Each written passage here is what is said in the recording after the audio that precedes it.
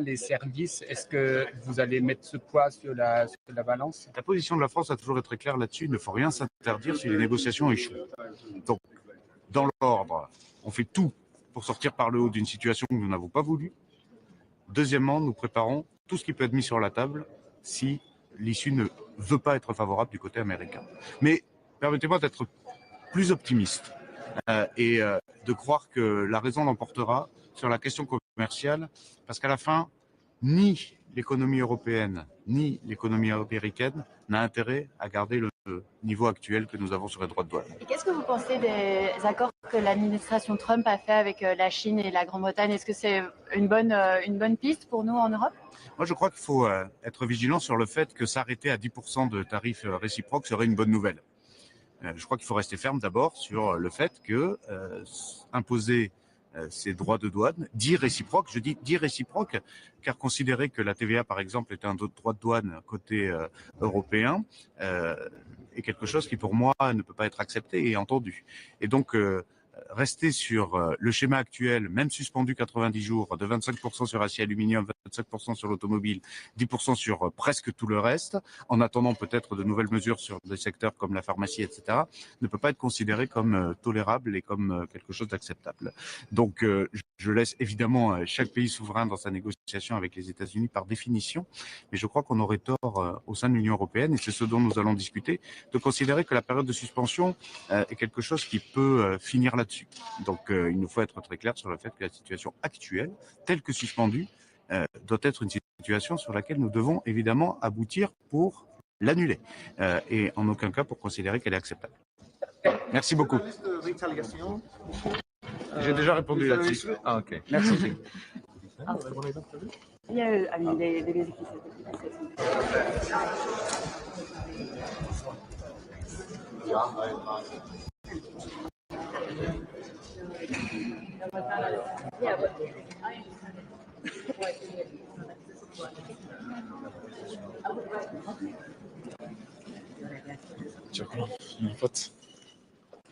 Hi. It's great to see you all this morning. We have a dense agenda. I represent Hungary, and the most important issue on today's agenda for Hungary is trade, of course. Hungary is one of the countries that is most suffering from the tariff war that's unfolded between the EU and the United States. And we deeply resent the belated response of the Commission to President Trump's concerns about the American trade deficit and the ensuing concrete measures to impose new tariffs on Europe. We think that the Commission should have done a better job in preparing for such a scenario, because it was known to everybody that President Trump would impose such an agenda, and nothing was done in time. So we would like to, again, encourage and call upon the Commission to do everything in its power to come to some sort of arrangement with the states. Hungary is paying about 1.5% of its entire exports as a tariff, as in the form of new tariffs to the United States, which is one of the highest ratios. So we need a solution from the Commission, and this is something that we'll be discussing today. The UK has a trade surplus with the US and still got hit with 10% tariffs. Do you think the deal the UK did is a good deal, especially with its anti-China provisions? Look, the deal done by third parties with the United States is not for us to judge or to have an opinion about, but I think that every deal that is concluded is a step in the right direction to stabilize global trade. Hungary is about the 70th most populated country in the world, and in terms of its export volume, it ranks about 34, 35. So we're an exporting country, we're an exporting economy, and any barriers, any obstacles, any tariffs in the global trade is a heavy burden on our economy. What would have the Commission do, given that the UK had a trade surplus and still has 10% tariffs? How do you get rid of these tariffs? Look, Trump has been voicing his concern about the disequilibrium in the trade between the EU and America, and if negotiations had been opened or initiated by the Commission before the tariffs were imposed on Europe, I think some sort of a deal could have been reached. Now, regarding what happened with China, the fact that they came back from a 145% tariff to 35%, if something similar could be done with Europe, although not in the same measure, of course, then that would already be something that we would welcome and that would make our life much easier. Államtitkár úr, hogy látja a béketárgyalások esélyeit, különös tekintettel arra, hogy az orosz elnök végül nem megy el? Hát ugye nem tudjuk pontosan ki fog tárgyalni kivel és miről, de minden ilyen kezdeményezést mi nagyon előremutatónak tartunk. Úgy tűnik, hogy az oroszok egy technikai delegációt küldenek, az ukránok pedig politikusokat, ami hát felveti azt a kérdést, hogy egyáltalán lesz-e miről beszélniük, de reméljük, hogy valami kijön belőle. So she was asking about the peace talks in Turkey today. The Russians are sending a technical delegation, experts, let's say, and the Ukrainians are sending a high-level political delegation. So it remains to be seen what they can, do with each other. It reflects the different approach of the two countries. I think there's a risk that the Ukrainians today are not ready to enter into details, and it's more of a political show. But we will see. It is definitely our interest that some progress be made today. About this meeting today, you're also talking about diversification of trade relations and deepening them. Your Austrian colleague would suggest to enjoy Canada and Israel to join the European Economic Area. Is this something worth considering? Absolutely. The more, the better. Again, we're a trading economy, and the most of the trade that we do is with EU countries. It's within the market. So if that market is bigger, then it's all the better for us. So why not? We're open to any suggestions of this kind.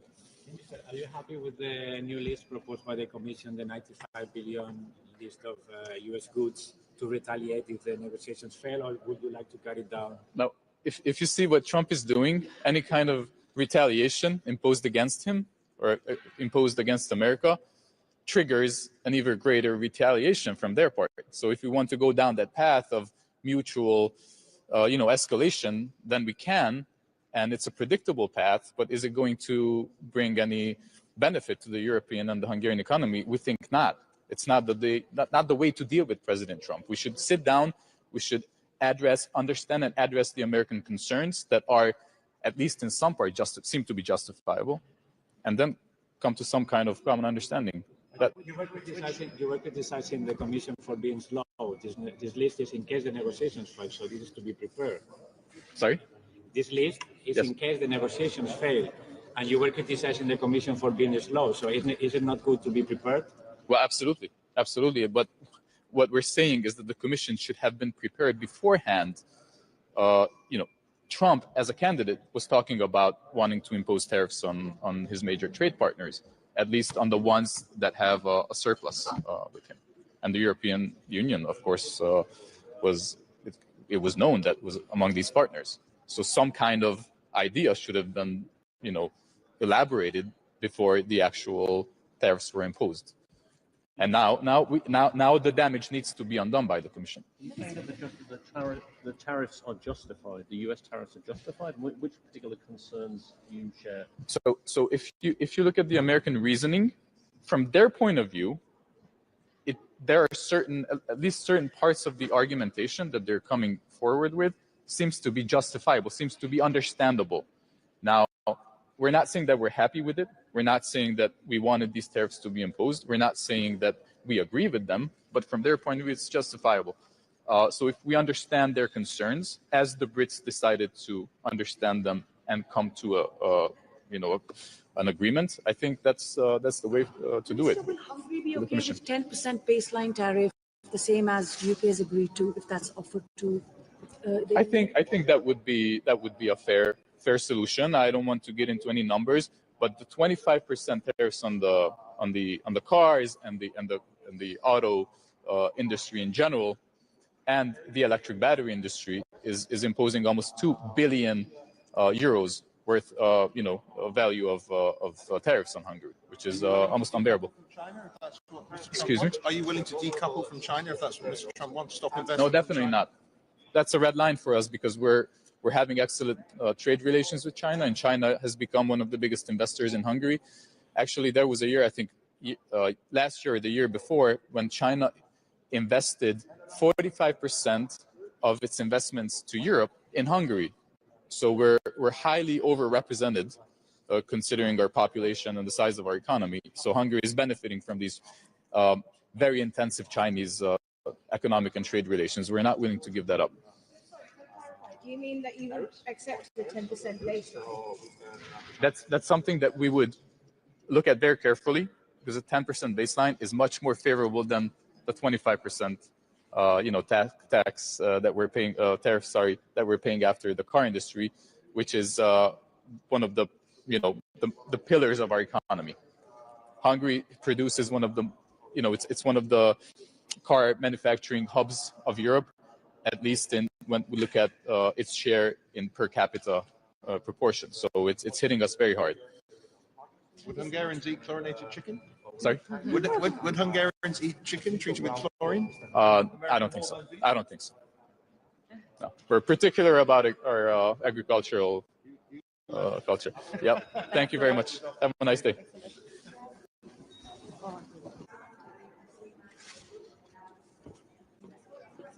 Good morning, everyone. I'm Artem Sushurskis, the Deputy Foreign Minister from Latvia. For today's agenda, of course, the most important part is our ongoing negotiations on trade with the US. We do need to continue on the pragmatic side, what we are on now. Currently, the situation is quite vulnerable since we are preparing also for Hague Summit and the possible peace negotiations in Ukraine, and it all comes together. And at this particular moment, we don't need any escalation in our trade relationship. So what we need to do is to find a positive agenda. And another thing, economic security. These discussions are also quite important for us, especially keeping in mind that we would like to see more effort on decoupling, on economic decoupling from Russia and Belarus, from the goods from there. So that's why we do support the tariffs, more tariffs on their goods, so we can become more dependent as the European Union. Look at their history. The US relations, they're much more favorable than the 25%.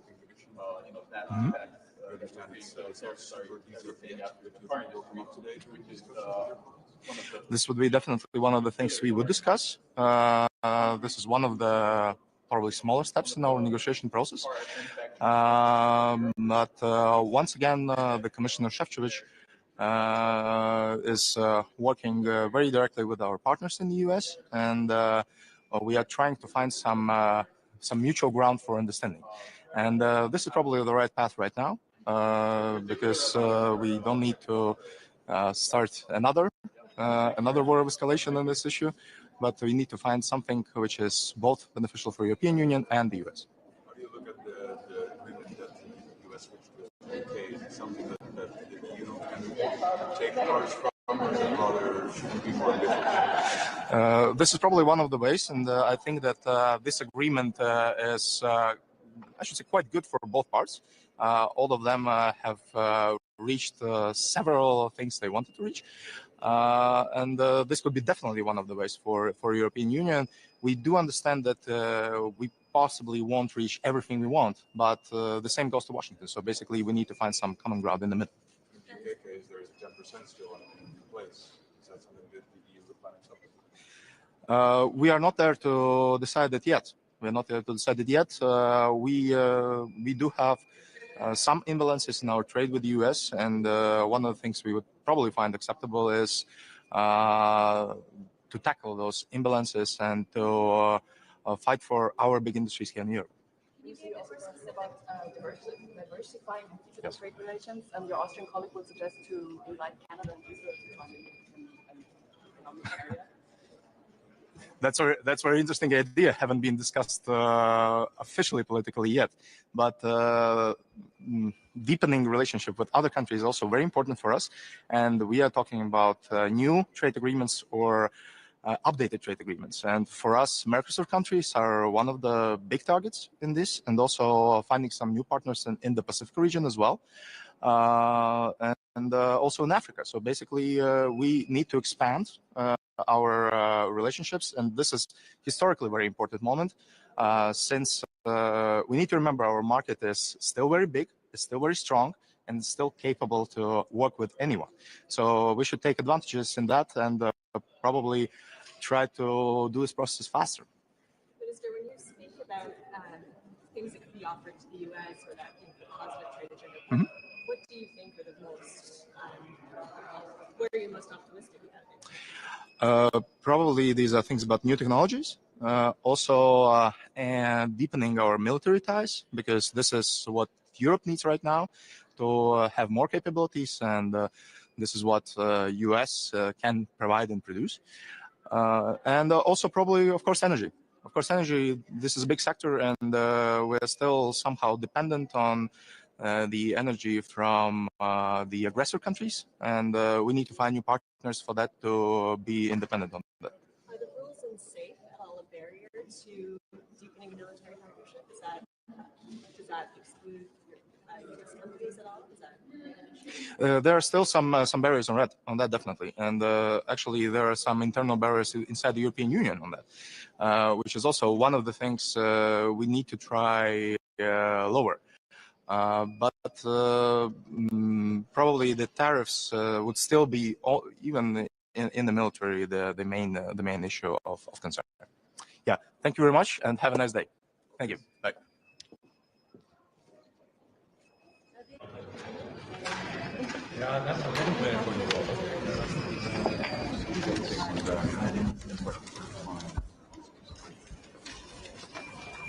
Guten Morgen, Frau Reiche. Willkommen in Brüssel. Dankeschön. Europa und die USA vereint mehr, als uns trennt. Die USA sind nicht nur für Europa, sondern auch für Deutschland der wichtigste Handelspartner. Waren im Wert von 253 Milliarden Euro haben wir im letzten Jahr ausgetauscht. Und deswegen ist es wichtig, dass wir den transatlantischen Handel, die transatlantischen Beziehungen auch in Zukunft stärken und diese ausbauen. Handelskonflikte sind schädlich. Sie bremsen den Warenaustausch, sie bremsen Wirtschaftswachstum. Und am Ende kennen diese Konflikte auch keinen Sieger. Deswegen unterstützen wir die Europäische Kommission bei den Gesprächen, um diesen Handelskonflikt beizulegen. Wir unterstützen, dass die Tarife zunächst ausgesetzt sind und wir uns jetzt in Gesprächen befinden, zu einer vernünftigen Lösung für beide Seiten zu kommen.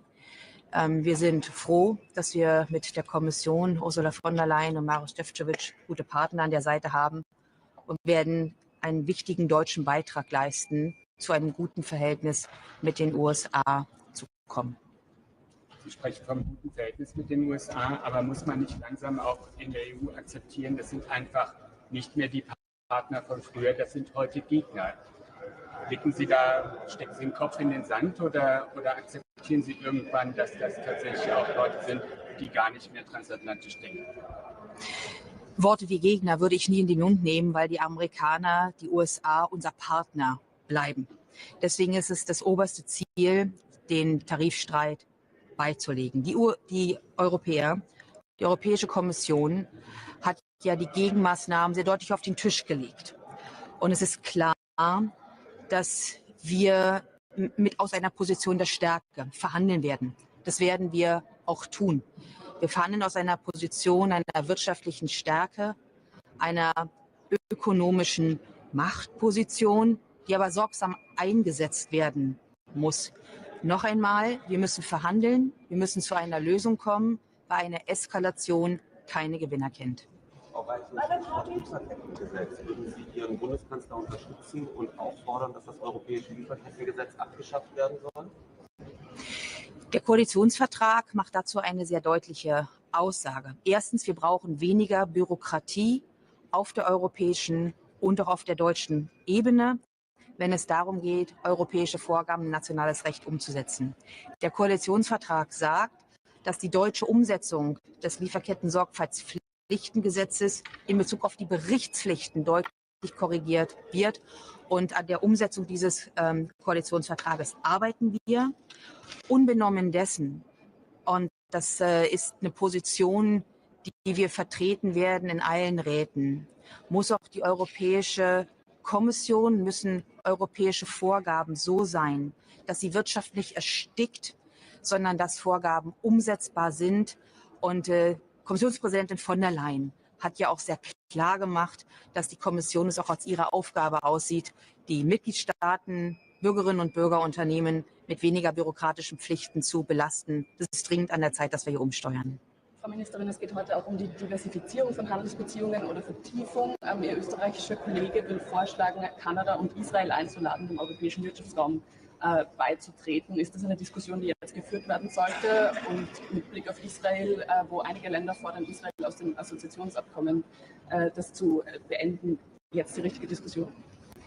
Zum einen ist es wichtig, dass wir global Partnerschaften, entweder laufende Abkommen, die de facto ausverhandelt sind, umsetzen oder aber mit Handelspartnern neue Abkommen eingehen werden.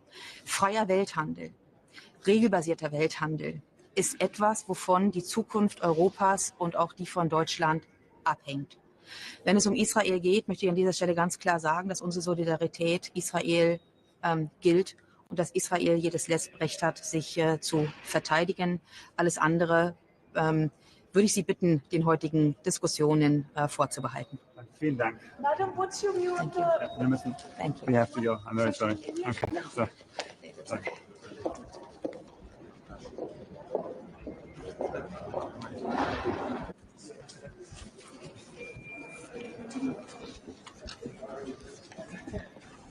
Grüß Gott, guten Morgen.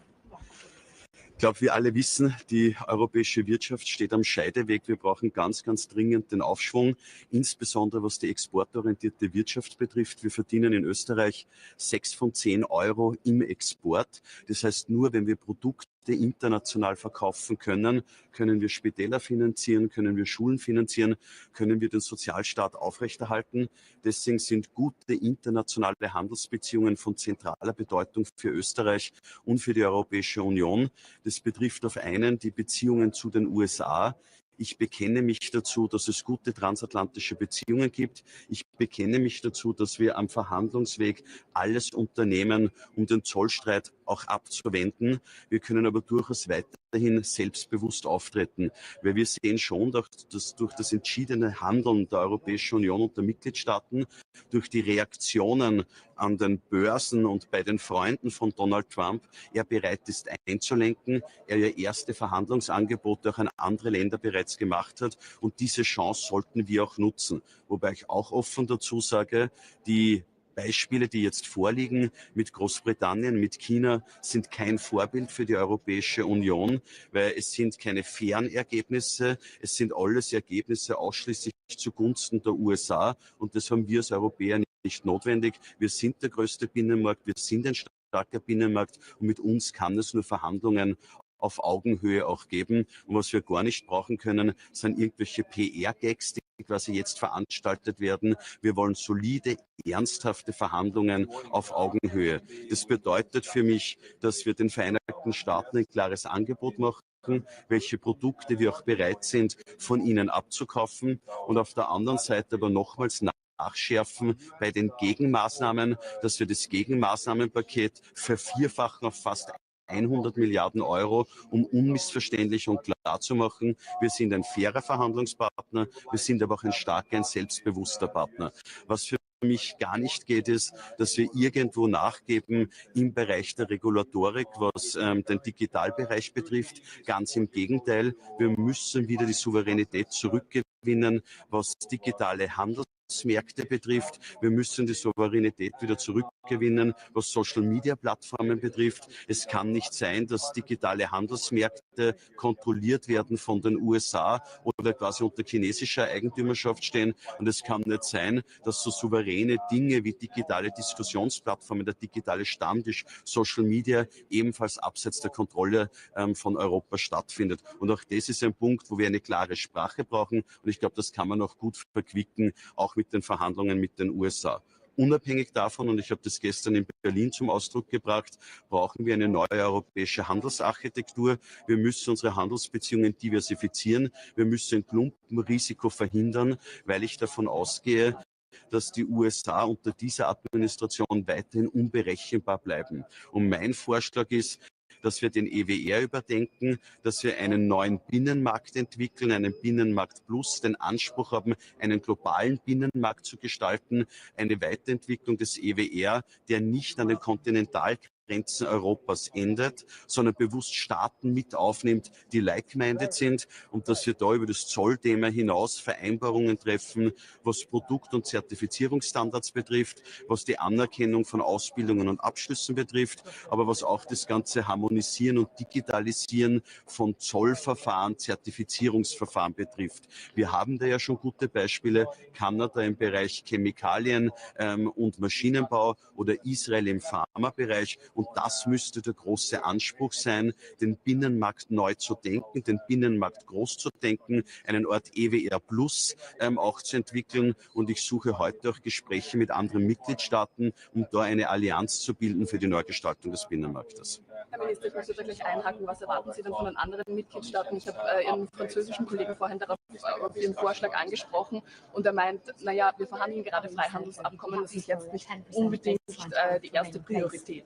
Ich bekenne mich ganz klar zum Abschluss der Freihandelsabkommen, aber wir müssen jetzt einen Schritt weiter denken. Und es gibt Staaten, wie zum Beispiel der Kollege aus Schweden, der meine Ansicht teilt, mit dem werde ich mich heute auch gemeinsam auch noch deklarieren, der insbesondere den pazifischen Raum auch im Auge hat. Aber genau darum geht es jetzt. Man wird den EWR nicht von heute auf morgen neu denken können. Und es ist, glaube ich, jetzt der richtige Zeitpunkt, diesen Denkanstoß zu liefern. Die Handelsabkommen müssen wir alle abschließen. Wenn ich mir jetzt nur durchrechne, die Handelsabkommen, die in Verhandlung sind, dann wäre 50% des Außenhandels der EU durch ein Handelsabkommen abgedeckt. Und dann sollten wir schon nachdenken, ob wir innerhalb dieser Gruppe nicht zwei Geschwindigkeiten schaffen und eine Art globalen Binnenmarkt auch gestalten. Österreich braucht es, die Exportwirtschaft braucht es. Und wenn wir den Wohlstand halten wollen, geht das nur mit Außenhandel. Schlagen Sie da gerade Israel vor? Es gibt einige Staaten, die sogar vorschlagen, das Assoziierungsabkommen mit Israel auszusetzen wegen seines Vorgehens in Gaza. Die Linie der österreichischen Bundesregierung ist klar. Wir stehen auf der Seite von Israel, auch was wirtschaftliche Beziehungen und auch den Handel betrifft. Klar ist, dass die anderen Fragen davon getrennt zu betrachten sind. Das sind dann Fragen des Völkerrechts, das sind dann Fragen, die auf dieser Ebene auch erörtert werden müssen. Und ich habe Israel erwähnt ja als Beispiel, dass wir ja da über die Handelsabkommen hinaus schon eine Standardisierung im Pharmabereich haben. Oder wie wir in Kanada über die Handelsabkommen hinaus eine Standardisierung im Bereich von Chemie und Maschinenbau haben, als Beispiel, dass das die Grundlage wäre, auch für weitere Schritte. Sie haben die digitale Souveränität Europas angesprochen. Im deutschen Koalitionsvertrag steht, man möchte einen Deutschland-Stack aufbauen. Man denkt also an eine deutsche Cloud. Sollte die neue Regierung in Berlin auch mal ein bisschen europäischer denken, wenn es um digitale Souveränität geht? Ich halte das für eine Schlüsselfrage, nicht nur für unsere Souveränität, sondern auch für unsere Wettbewerbsfähigkeit. Ich erwarte mir, wenn die Kommission die Binnenmarktstrategie vorlegt, dass es auch ein starkes Kapitel gibt im Bereich digitaler Binnenmarkt. Es kann doch nicht sein, dass digitale Handelsplätze wie Amazon von Amerika kontrolliert werden oder Temo und Shein über China kontrolliert werden. Es kann doch nicht sein, dass Social-Media-Plattformen, die nachhaltig Gesellschaft und Politik beeinflussen, außerhalb der Kontrolle von Europa sind. Und das muss das ureigenste Interesse sein, dass wir in diese Fragen die Souveränität wieder zurückgewinnen. Eine Ausweitung des EWR. Wäre es auch denkbar, dass Handelsabkommen, die eben schon seit Jahren in Verhandlung sind in Asien, Mercosur, dass die vielleicht ausgeweitet werden, dass man die auch noch vertieft und ausweitet? Ich bitte um Verständnis, dass bei so einer weitreichenden Forderung wie dieser der Weiterentwicklung des EWRs man nicht von heute auf morgen das Ergebnis hat. Das Ergebnis kann man nur gemeinsam entwickeln mit den Mitgliedstaaten. Ich habe ein Ziel vorgegeben, dass ich glaube, wir brauchen einen Binnenmarkt, der nicht an den europäischen Grenzen endet. Ich glaube, es gibt eine gute Grundlage bereits mit einzelnen Staaten, aber genau darum geht es jetzt, dass wir eine Art Non-Paper entwickeln, wo wir dann auch immer gewisse Leitpunkte und Eckpunkte auch festmachen. Die Hauptbotschaft ist, wir müssen uns handelspolitisch diversifizieren, wir müssen ein Klumpenrisiko in diesem Bereich vermeiden. Bis wann erwarten Sie das in Europa? Bitte? Bis wann erwarten Sie, dass da wirklich ein Papier auf dem Tisch liegt? Diese Diskussion werden wir jetzt starten. Erlauben Sie uns eine Frage zu den Auswirkungen der US-Politik auf Unternehmen, ganz konkret jetzt, was Gleichstellungspolitik angeht. SAP hat jetzt angekündigt, die Frauenquote zu streichen. Die waren bis jetzt Vorreiter bei der Diversitätspolitik. Muss Europa da fürchten, dass Gleichstellungsziele aufgegeben werden, aufgeweicht werden, weil man fürchtet Regierungsaufträge in den USA? Europa muss sich vor niemandem fürchten. Weder vor Donald Trump noch von sonst jemand. Wir sind der größte Binnenmarkt, wir können selbstbewusst auftreten. Aber es ist klar, wenn es Verhandlungen gibt, wenn es anstehende Verhandlungen gibt, da gehört das Säbelrasseln dazu. Entscheidend ist das Ergebnis. Das heißt, das Aufweichen der Frauenquote als Säbelrasseln. Es werden Positionen bezogen, jetzt werden unterschiedliche Positionen auch eingenommen. Ich glaube, wir können selbstbewusst auftreten, was unsere Grundlagen, unser Verständnis von Wirtschaftspolitik ist. Das ist ein breiteres als nur Handelspolitik. Das hat Europa in der Geschichte auch immer stark gemacht und ich sehe keinen Grund, unsere Positionen zu verändern. Auf dieser Liste der Kommission präsentiert hat von ziemlich 100 Milliarden. Gibt es etwas drauf, was Österreich lieber nicht drauf hat? Ich bitte um Verständnis. Wir haben jetzt ausgemacht bis Mitte Juni, dass wir Einverständnis über die Liste auch erzeugen und dass wir dann darüber reden, welche Produktgruppen. Für mich ist wichtig, Österreich war ja bereits sehr erfolgreich bei den ersten Listen, die wir verabschiedet haben, insbesondere was die industrielle Vorproduktion betrifft. Das werden wir uns genau wieder anschauen, welche Produktgruppen haben für uns eine gewisse Relevanz und anhand dessen dann entscheiden. Aber das müssen wir mit der Wirtschaft diskutieren, das müssen wir mit der Industrie diskutieren, weil wir müssen auch unsere wirtschaftspolitischen Interessen auch im Rahmen dieser Liste verfolgen. In diesem Sinne herzlichen Dank und einen schönen Tag. Danke. Internationale Handelsbeziehungen von zentraler Bedeutung für Österreich und für die Europäische Union. Das betrifft auf einen die Beziehungen. When the US is raising tariffs and turning inwards, Europe should open up even more. Sweden will continue to be the most free trade friendly country in Europe. We will put forward an initiative together with Austria to collaborate even more or to even join the CPTPP in order to increase trade with our Asian friends. I recently came from Vietnam and Japan, and a lot of the world's growth right now is happening specifically in Asia. So we can do a lot more together with the CPTPP. Sweden will also take an initiative today to reopen the free trade negotiations with Australia. As we all know, the negotiations fell short 2 years ago, and after the elections in Australia for 2 weeks ago, we think there's a good opportunity to reopen the negotiation with Australia. Thank you.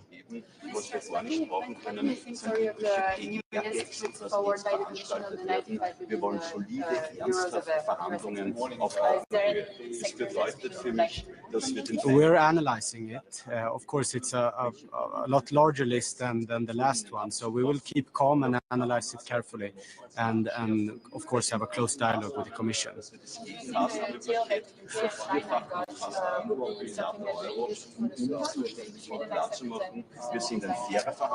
If Europe takes if the UK-US deal is what Europe gets, then the US can expect countermeasures from our side. We will not be happy with that kind of deal.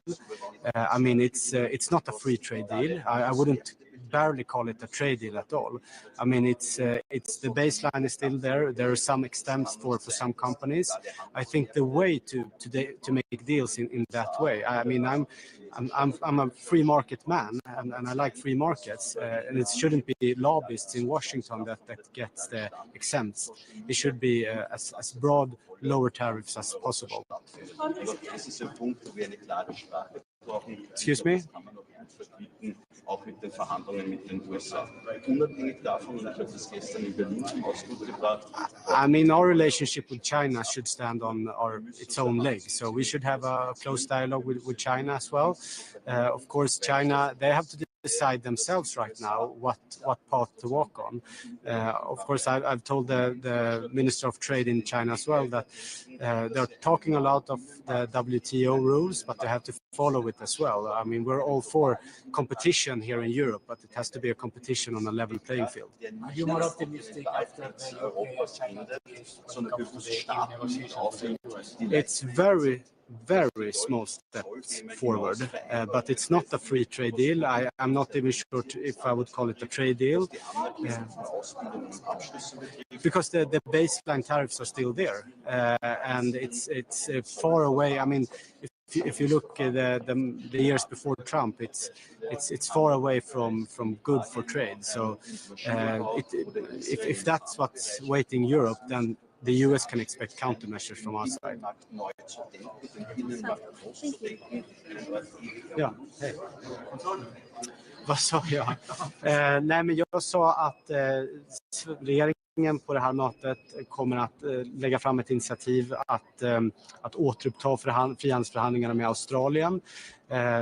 De gick ju i sank för 2 år sedan. Nu har Australien haft val för 2 år sedan, eller för 2 veckor sedan, och det är ett bra läge att nu återuppta förhandlingarna. Det är i princip ett färdigförhandlat avtal, så att det borde bara vara för parterna att signera, implementera det, och så kan vi ha ett mycket stort frihandelsavtal på plats redan under året. Så fick jag också frågor om Storbritannien och den amerikanska och Storbritanniens deal, och om det är vad som väntar Europa, så kan USA förvänta sig att vi kommer att gå fram med motåtgärder, för att det är långt ifrån ett frihandelsavtal. Jag är inte ens säker på att jag skulle kalla det ett handelsavtal överhuvudtaget, utan bastullarna ligger fortfarande kvar. Det finns enskilda undantag för sektorer och för företag, men det är långt ifrån hur världen och hur handeln såg ut innan Trump. Så det är inte någonting som vi kommer att acceptera, och det är ju myrsteg i rätt riktning i form av att det ändå är någon form av avtal både med Kina och med Storbritannien, men Europa har man inte alls kommit lika långt fram, så att de kommande veckorna tror jag inte man kan förvänta sig någon form av avtal mellan EU och USA, tyvärr. Det har gått redan drygt en tredjedel av den här 90-dagars pausen. Är du orolig för att det inte blir något? Det har inte hänt så mycket heller. Jag tror att den pausen mycket väl kan komma att förlängas, men det vi har sett de senaste dagarna är väl återigen att det sker myrsteg i den riktningen, men EU och USA har i dagsläget inte skarpa förhandlingar i form av att man faktiskt går igenom varukategori efter varukategori och sätter sig ner. Och det är därför vi också nu går fram med ytterligare ett motåtgärdspaket på 95 miljarder euro, just för att försöka sätta press på den amerikanska administrationen, sätta press på USAs ekonomi, för att de sätter sig ner och har seriösa förhandlingar med oss. Vi har inte eskalerat situationen, vi har skjutit på våra motåtgärder, vår dörr till förhandlingar har varit öppen hela tiden, men från USAs sida så har intresset hittills varit mycket, mycket begränsat. Är det bland motåtgärderna som diskuteras lagts fram någon risk för att svenska intressen skadas? Har ni gått igenom det noga?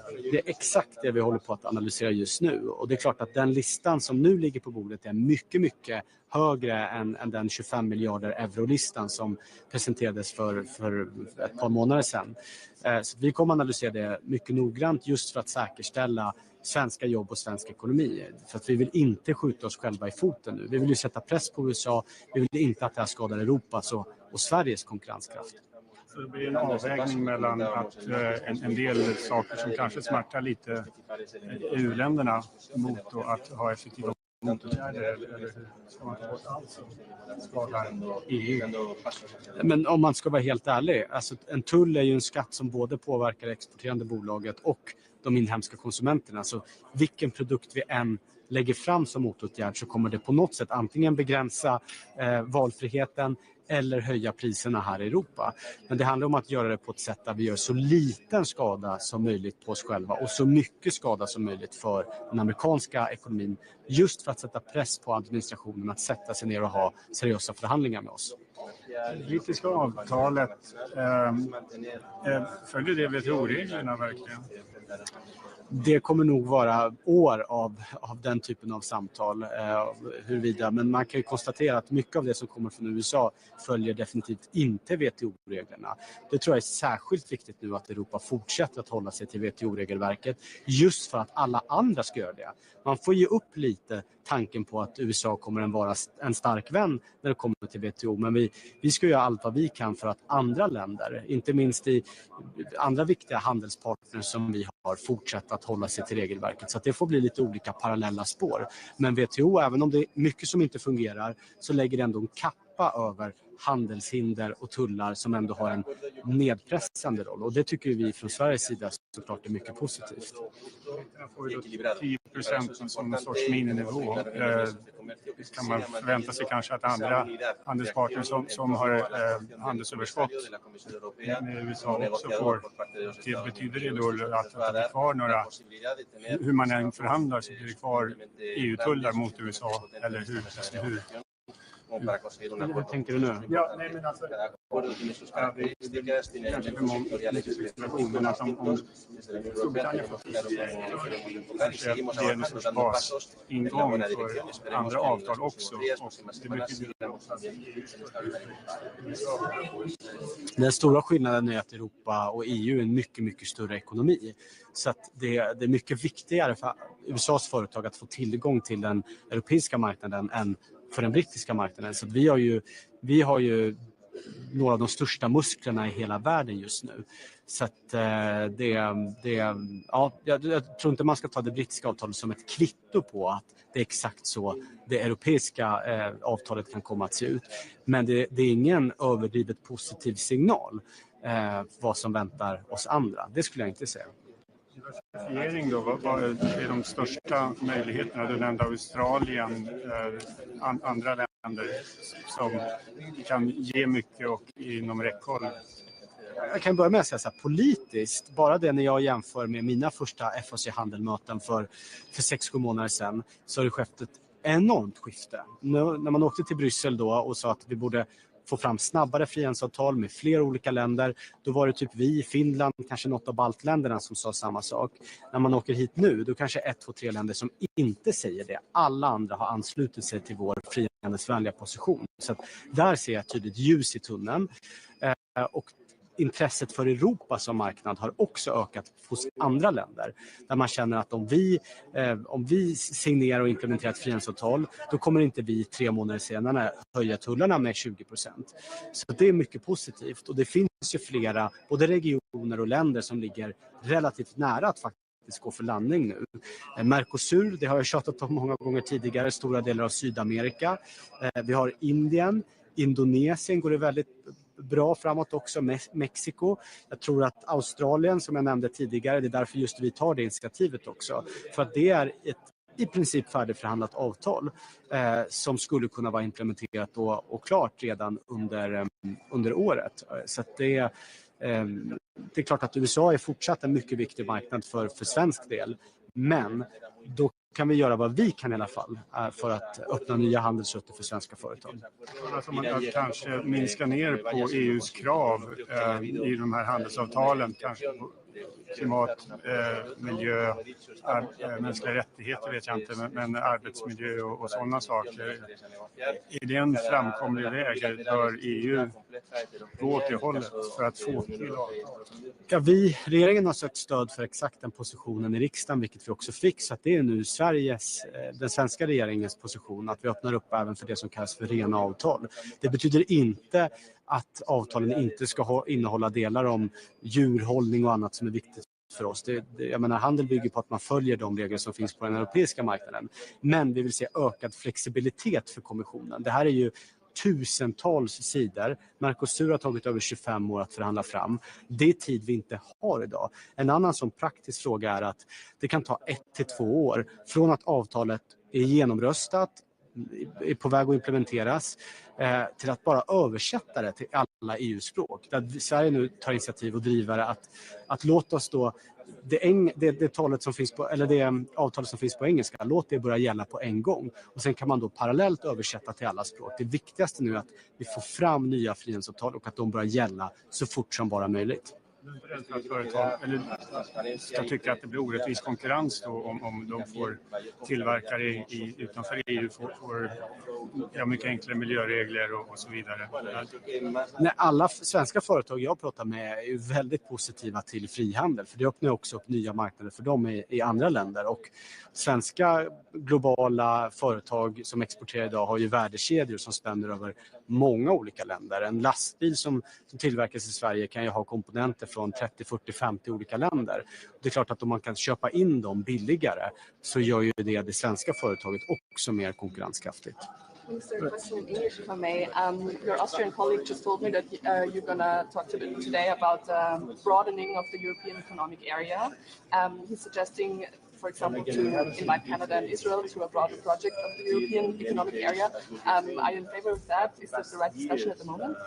Yes, we just talked about it a few minutes ago. We have the exact same position when it comes to CPTPP.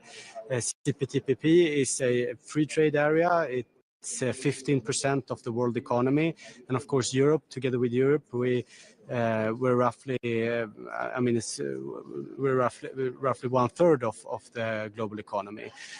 So I think we should explore new routes in order to get new free trade agreements and even to negotiate with entire blocks. We did it with Mercosur.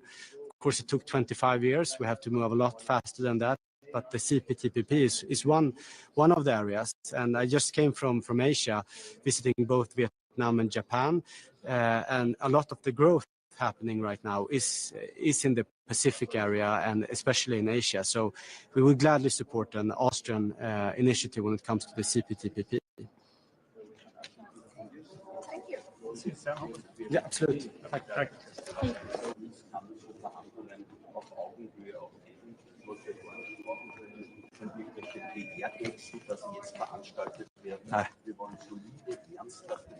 Good morning. Today we will discuss trade relations with the US, European economic security, and the ongoing trade negotiations with our other trading partners. On the US, we support the European Commission on finding the appropriate solution with our US partners. We would like to have the talks with the US intensified more in order for both parties to understand each other better. On European economic security, we support the approach to streamline the process to improve coordination and communication among the member states, and on trade negotiations with our other trading partners. We're looking forward to hear the updates from the Commission, and we believe it's the right momentum to fight the closure with India and Mercosur on the trade agreement. Thank you.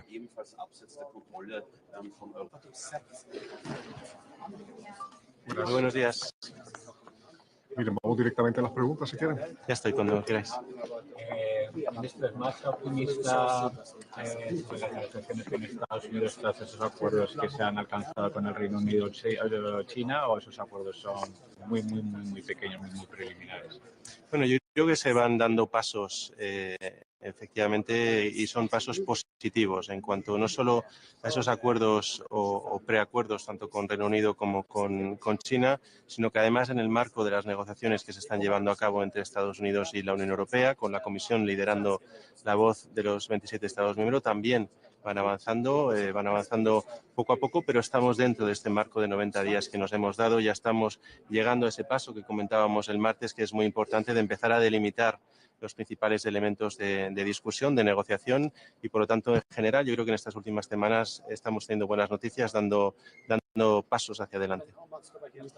La cláusula anti-China que se ha incluido en el acuerdo Estados Unidos-Reino Unido, ¿sería aceptable para España que la Unión Europea hiciese algún tipo de concesión en sus relaciones con China para bajar los aranceles con Estados Unidos?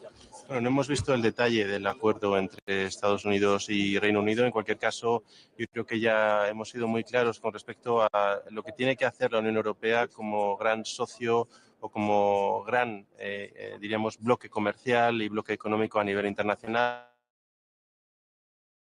y una actitud frente a los grandes poderes económicos de igual a igual, por supuesto teniendo en cuenta que pueden ser, como es el caso de China, un rival, puede ser un competidor en muchos aspectos, pero que también puede ser un socio estratégico en otros, con intereses que tenemos conjuntos, comunes. Para nosotros el acceso, por ejemplo, a un enorme mercado como es el mercado chino, o la atracción de inversiones que puedan suponer el cierre de la brecha tecnológica en algunos sectores clave.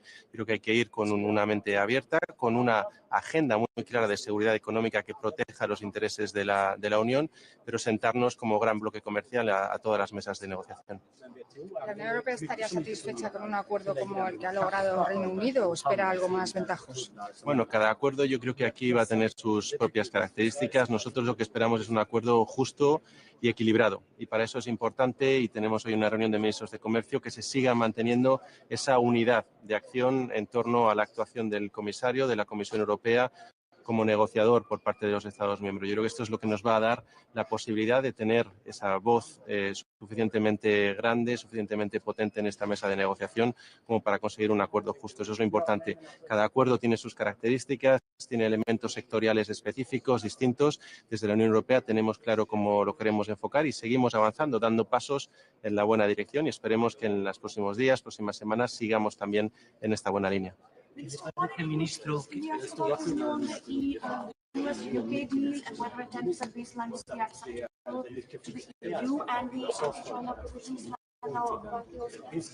Yeah, so we haven't seen the details of the US-UK agreement, but in any case, I think it's a good step in terms of really showing that this 90 days period is actually bringing fruit and is bearing fruit, sorry, and it's showing that basically with a proactive and constructive attitude we can reach agreements, and this is what we are having from the European Union. We're extending our hand to the US. We're really trying to get to reach this balanced and fair agreement, and we think that both the UK-US agreement and also the 90 days extension in the or a suspension in the China-US tariff conflict as well are both good signs going ahead. In the specifics of the US-EU, I think it's a good sign also that we're now beginning to define what the perimeter of the specific elements in the negotiation is, and that perimeter will allow us then, once defined, to really get into the technical details that we will need to reach that agreement in principle within these 90 days. So all in all, I think these are positive signs and positive developments as well. Well, again, I think the 10% is one element of the negotiation. We have to look at it not in isolation, but what the final deal will be, and that will of course include also sectoral agreements, and it will all boil down to a new specific effective tariff rate. We will see what that tariff rate is, but in any case, we cannot just isolate one element. We will have to see how balanced the final deal is, and hopefully it will be a balanced and fair one. ¿Qué piensa de la lista de 95 millones? ¿Le parece que tiene alguna relevancia el hecho de que Estados Unidos haya dejado las negociaciones con la Unión Europea detrás de las chinas o con el Reino Unido? Bueno, yo creo que estamos trabajando desde el principio de manera muy intensa con Estados Unidos y los acuerdos o estos principios de acuerdo irán llegando conforme vaya siendo posible. Yo no creo que haya habido ninguna intención de priorizar un acuerdo sobre otro. Como he dicho, estamos ya teniendo avances sustantivos con respecto a la definición de las áreas a negociar. Cada relación bilateral es distinta, compleja, heterogénea. En el caso de Unión Europea y Estados Unidos es la relación comercial más importante del mundo. Ya lo hemos dicho muchas veces, hay mucho que proteger y por lo tanto de ahí esa voluntad por parte de la Unión de querer llegar a un acuerdo. Y de nuevo, yo creo que vamos dando pasos positivos. Hoy esperamos esas novedades por parte del comisario Šefčovič. Sabemos que han tenido también contactos en los últimos días. Seguimos dando pasos en la buena dirección y para mí esto es lo esencial. Ministro, ¿qué piensa de la lista de 95.000 millones que la Comisión ha preparado? ¿Cree que sería reducida significativamente las negociaciones con los Estados miembros o solo será pullida? Bueno, estamos ahora haciendo un análisis de esta lista preliminar que nos envió la Comisión Europea. Todos los Estados miembros estamos precisamente en este ejercicio. La discutiremos, tendremos una discusión preliminar hoy. Todavía no se ha tomado ninguna decisión, pero en cualquier caso es importante, yo creo que sigamos trabajando en esta vía alternativa, pero priorizando la negociación. Tenemos que saber qué sucederá o por dónde irá, en este caso, la actuación de la Unión Europea en el caso de que no se consiga un acuerdo, porque esto yo creo que da más transparencia y predecibilidad a la actuación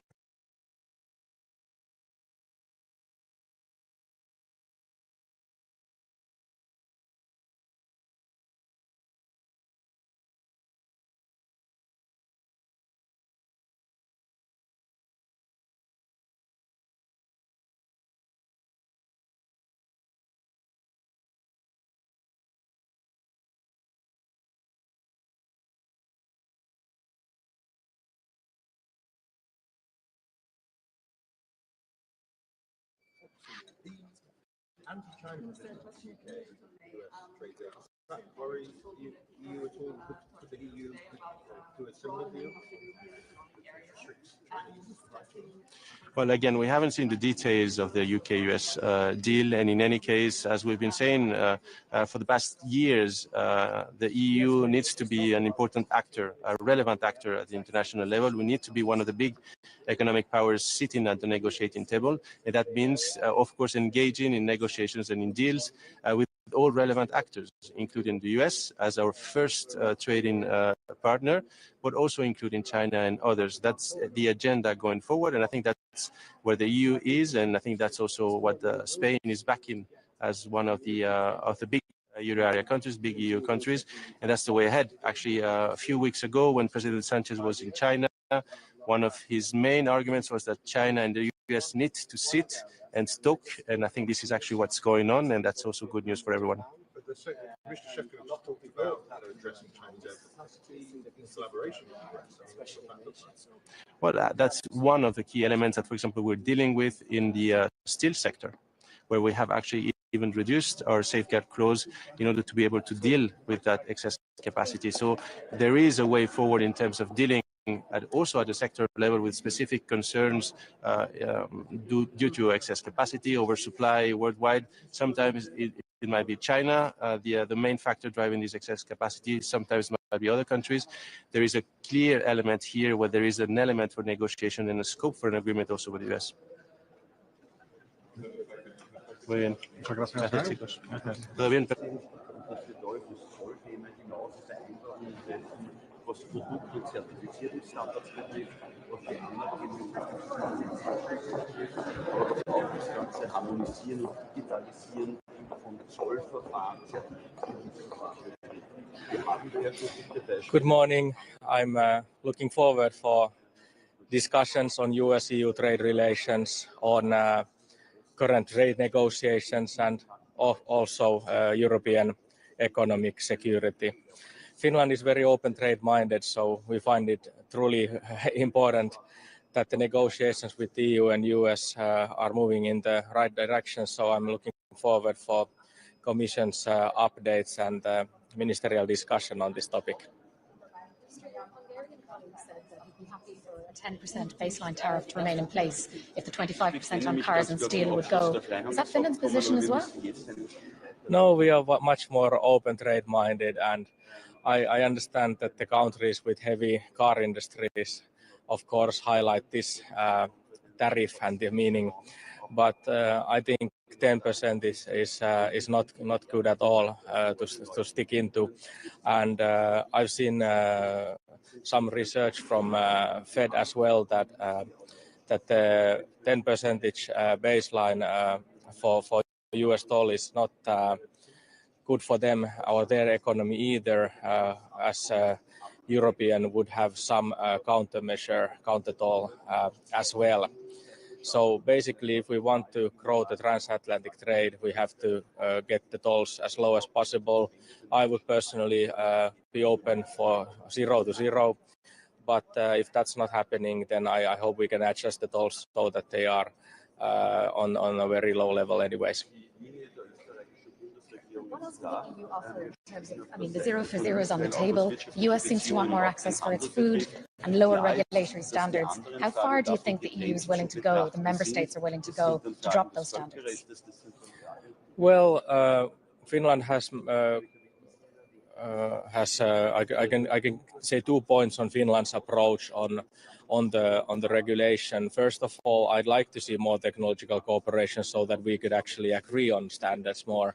That's something that I would be very welcoming to, and we have been doing that work for years. So I hope that work to continue with the EU and US relation.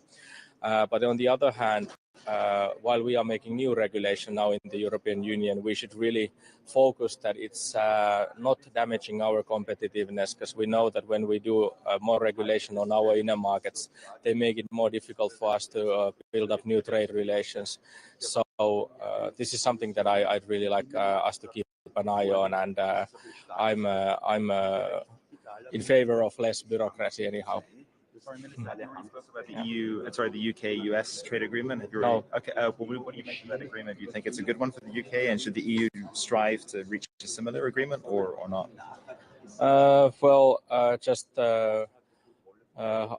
Well, how I see it, it's not an optimal agreement for UK in any means, but I understand that they have this is their way of trying to move forward with maybe negotiating a better stance in the future.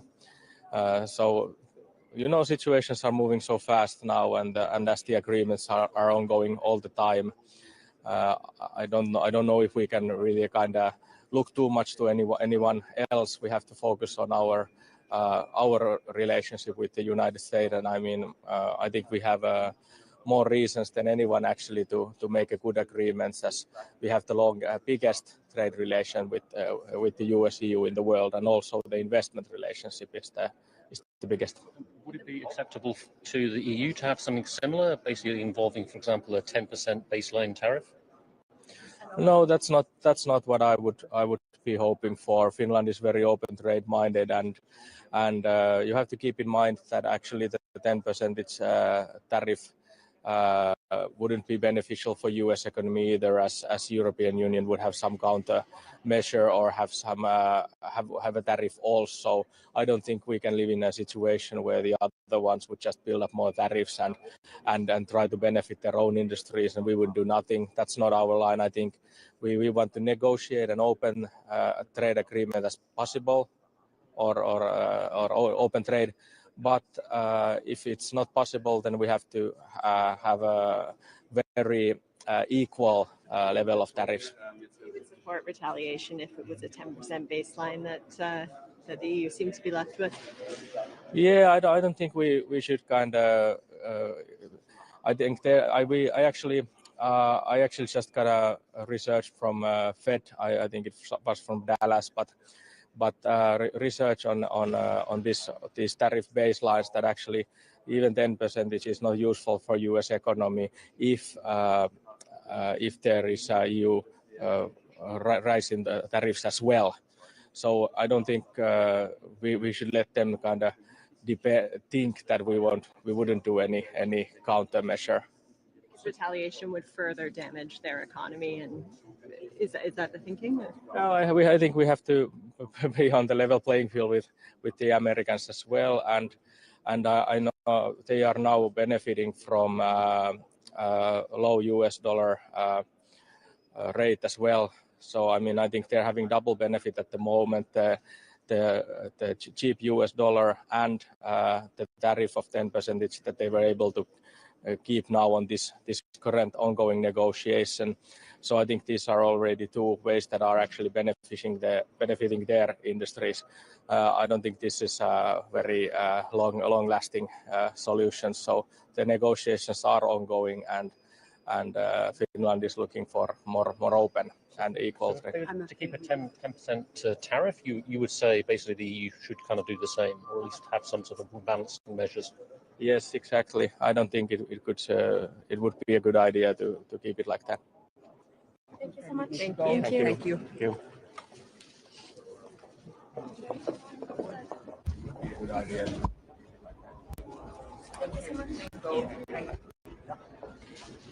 How are we? Good morning. Good morning. Morning, sir. We'll just say a few words and then take some questions. Well, I'm very pleased to be here today in Brussels for a meeting with trade counterparts from across the European Union. I think it's an important opportunity to take stock.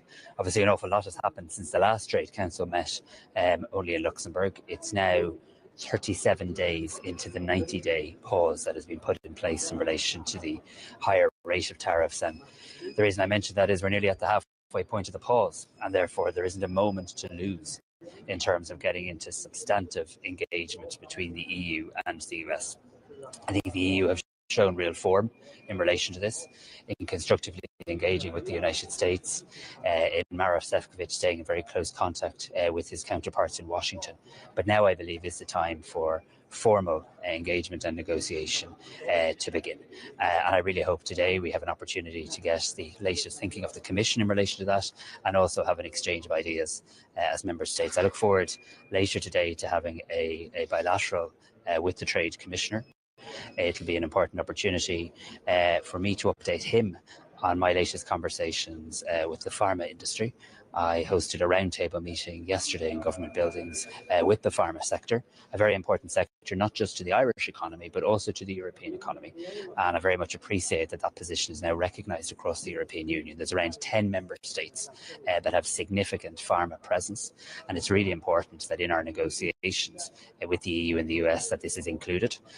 And I think it would be extraordinarily bad faith if the US was to take any actions against a sector whilst the EU and the US are in a process of engagement. So I would today repeat my call that there should be no further escalatory actions by the US when we're trying to actually engage and find a way forward that is good for the EU economy, good for the Irish economy, and good for the US economy as well. On that 95 billion retaliatory list the EU's prepping, what sectors are you going to be talking to Maros Sefcovic about that are sensitivity to Ireland? Are you trying to get bourbon off the list? Are you trying to get medical devices off the list? So I think every country, when they look at that list, will see certain elements on the list that would have a particular impact. And I think from an Irish perspective, and I must say we're still analysing the list, this is a list that has nearly 5,000 items on it in terms of tariff lines. It runs to about 200 pages. So we're still analysing this across government, across our state agencies. But my initial sense is that things around agri-food, around medtech, and potentially around aviation are particular causes of concern and impact for Ireland. But I do want to say this too, because I often think this countermeasure list is misrepresented or misunderstood. The EU and Ireland want to be in a position to tear up this list. We don't ever want to see this list implemented. But we obviously have to be prepared if we can't get to a place where there isn't an agreement.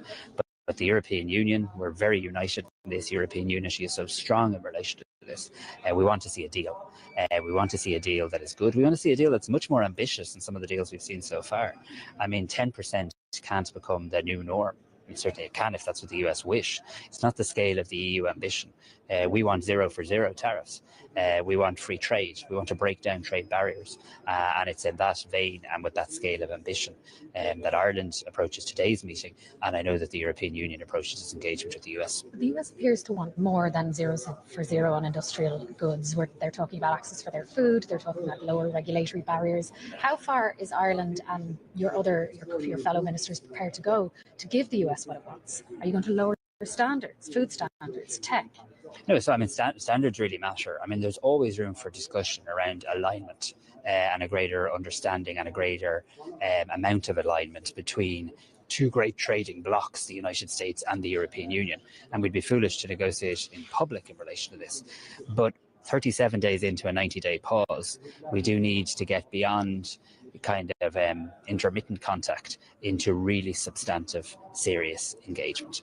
And I hope now that you've seen the US and China step back from the brink in terms of a 90-day pause. You've seen some element of an agreement between the US and the UK. I really hope that bandwidth can now be applied from a US point of view to engaging in a substantive and meaningful way with the European Union.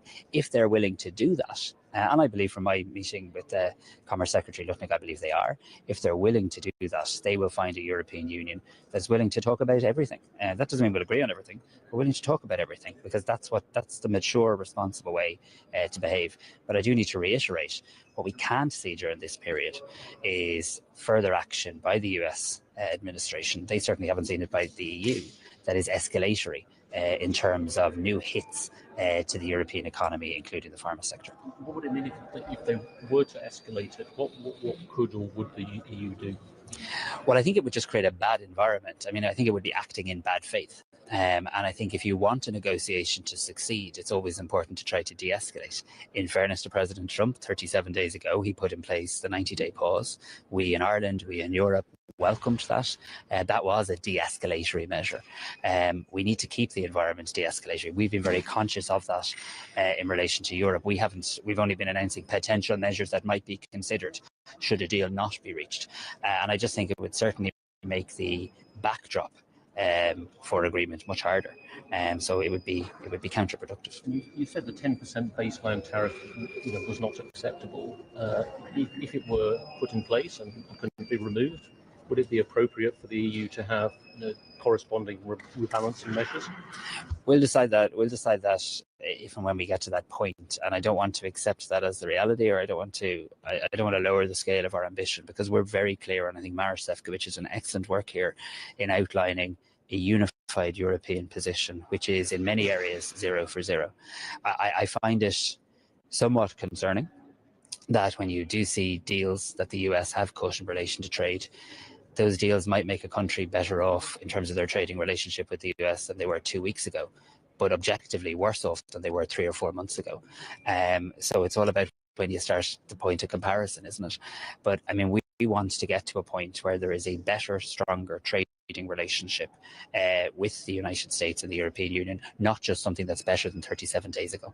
Minister, just to go back to pharmaceuticals for a moment, since you met with the industry yesterday, President Trump said just a couple of days ago he'd like to see a move to what he calls most favored nation as pricing for pharmaceuticals, and to tie American prices potentially to European prices. What do you think of what he's saying there? And he had some strong criticism for Europe in terms of, I think, suggesting freeloading on American spending on pharmaceuticals. I think there's a fundamental misunderstanding from elements of the United States administration in terms of how the pharma sector works in terms of global supply chains.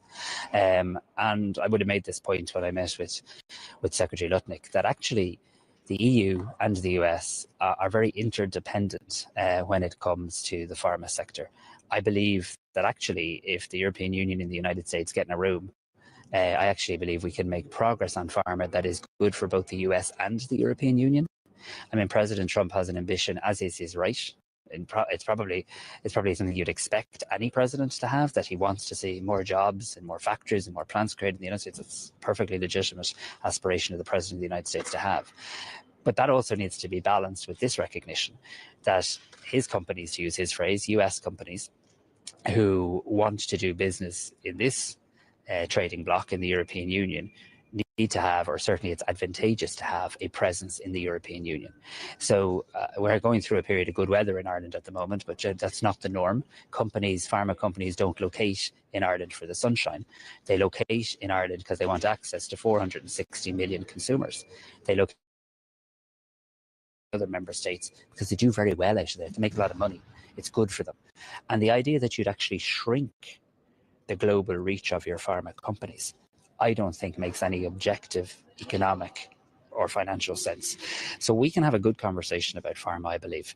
I believe there's lots of areas where the EU and the US can act more closely in relation to this. But I would say to the President, respectfully, the disruption to supply, the impact on the price of drugs is very real. And I think the impact in a very practical sense on the companies and their ability to do business and do it in an effective and profitable way in the European Union would be challenged. So we reject, I mean, I know there's a Section 232 investigation, but I mean, the idea that Ireland or the European Union poses any sort of security threat to the United States in terms of the presence of pharma is absurd.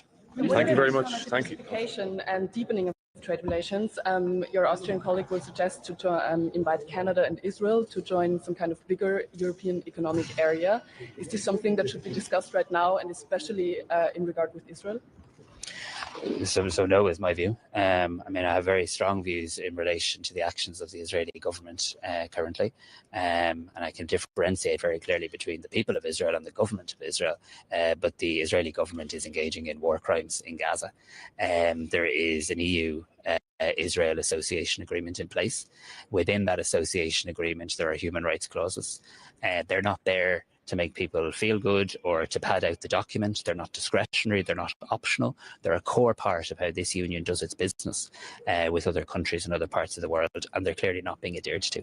And I share the view that Ireland has long held, that Spain holds. I welcome the intervention of my Dutch counterpart last week, that this association agreement needs to be reviewed, and I now intend to intensify the engagement on that point with counterparts. I intend to formally raise it at the next meeting of foreign ministers. I hope to be joined by a number of other countries in relation to that. And then just more broadly on trade, I think in the here and now, and we have a very good trading relationship with Canada. Ireland looks forward to ratifying the CETA agreement shortly. But I think, you know, having European unity is really important, and I think keeping that, maintaining that, strengthening that should be our first priority, and giving our commissioner the mandate to speak with one voice for the European Union. Thank you very much, folks. Appreciate it.